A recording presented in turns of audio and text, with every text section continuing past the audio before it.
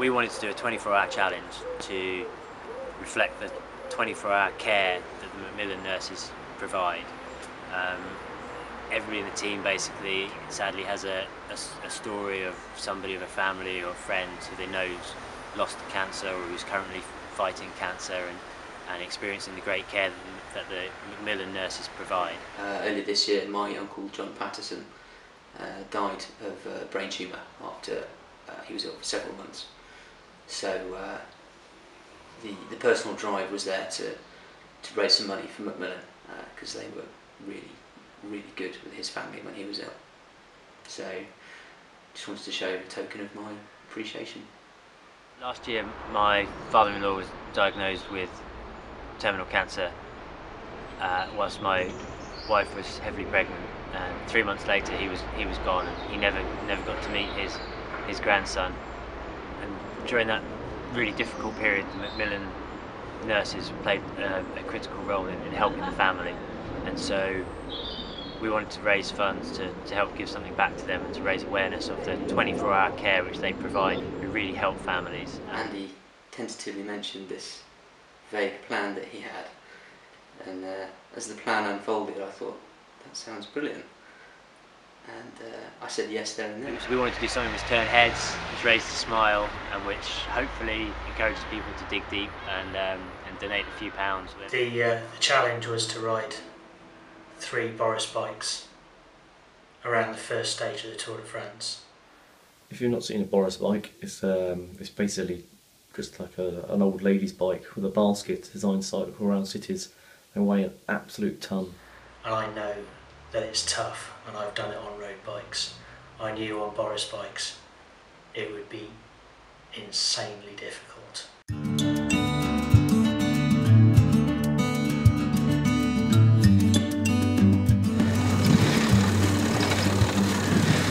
We're out of Leeds, we're on the road, we've got the light, we've got the ambition, and we've got the sponsorship coming in. So.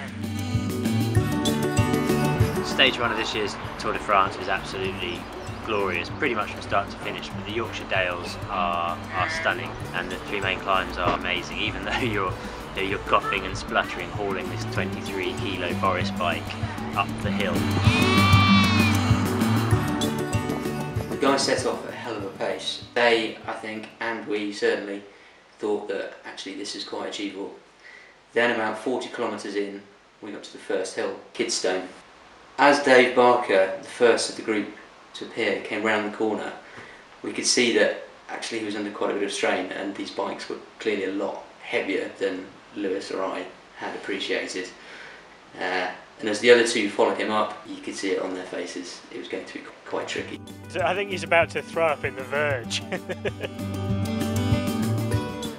Their faces, as they came up over the top, suggested that Buttertubs was going to be much worse.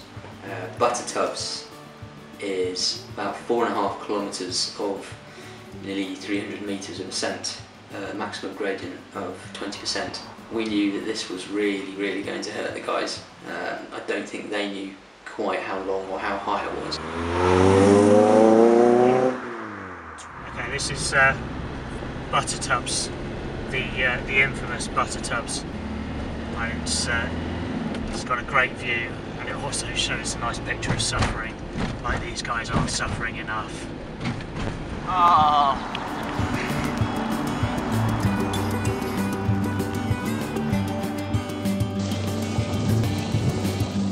They weren't the fastest bikes up a hill, but because of the weight they were pretty fast down. Yeah, I think we surprised a few roadies.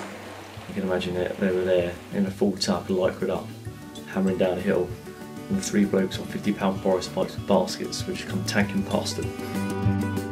Our cut-off time to get these bikes back to London in time was that we had to leave by 8 o'clock. Whether we were in Harrogate or not, we had to leave at 8 o'clock. It gave us 4 hours to get back, return them by midnight. That meant our average speed had to be 8 miles an hour. The 4.5 kilometre, 300 metre ascent of Buttertubs was going to seriously dent that. They were struggling, and as time went by we started to get a bit more concerned. At one point I felt like my left knee was going to explode. We had that honeymoon period at the start when everybody's fired up, we've got going, the sun's shining, and then the sleep deprivation starts to kick in. The time that you arrive at the hills is when you realise quite how heavy the Boris bikes are, and that's then when the exhaustion starts to kick in as well. I was positive you could do it until the last sort of 5, really. It wasn't anywhere near as flat as it seemed from both the profile that we'd looked at online beforehand and from studying the OS maps. It was going to hurt. After all the ups come the downs. So as the guys appeared one by one in various states of disrepair, and we rallied around, rebuilt our spirits, rebuilt our energies, filled up our water bottles.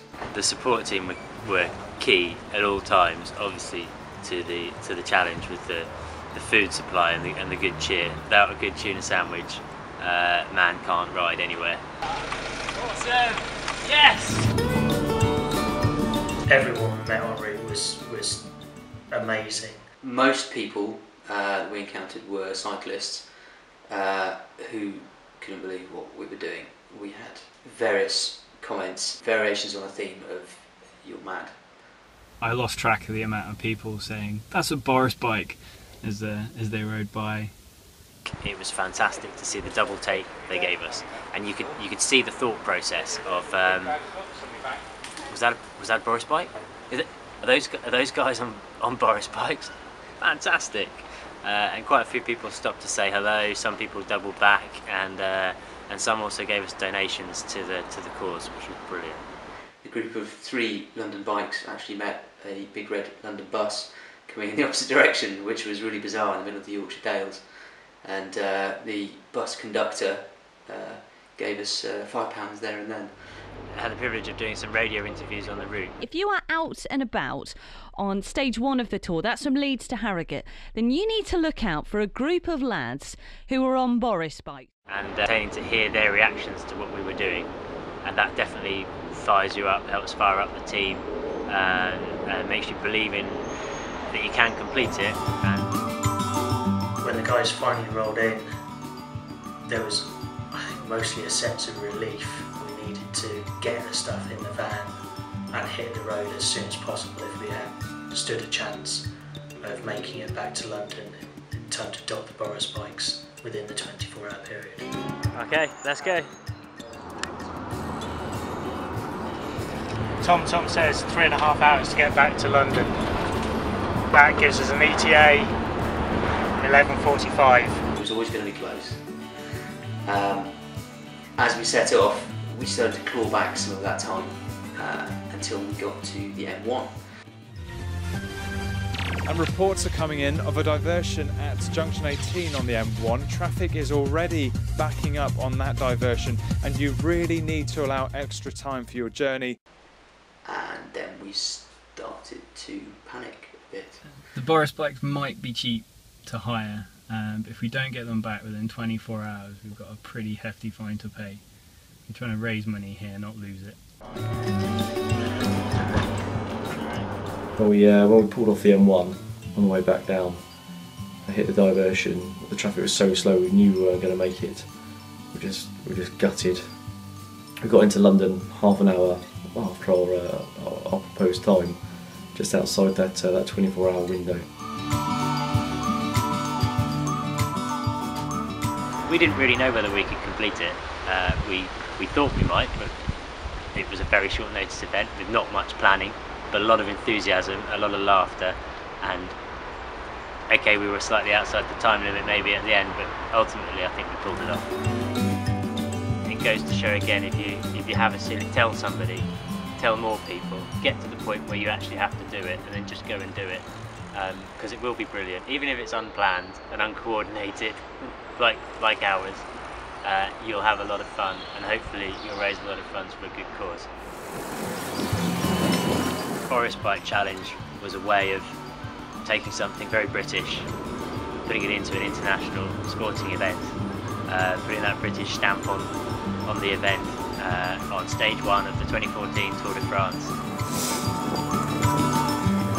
The gear ratios on the bikes, they were designed to go slow basically, just made every mile so long. The plus side is that going so slow, you got to see Yorkshire in all its glory. If I had to summarise it in 3 words, I think it'd have to be painful, slow and emotional. It was extremely rewarding, as I hoped it would be. We've raised a lot of money for charity and we've met some great people. We've had some great experiences. As time passes, I'm sure it will become even better. But at the moment, I'm very tired. The only event that I considered pulling out before I finished completely broke me. I just want to say it was an honour riding for such a good cause with such a wonderful bunch of lads. Would you do it again? Would we do it again? Would we get no? I'm probably never going to sit on a Bryce bike ever again.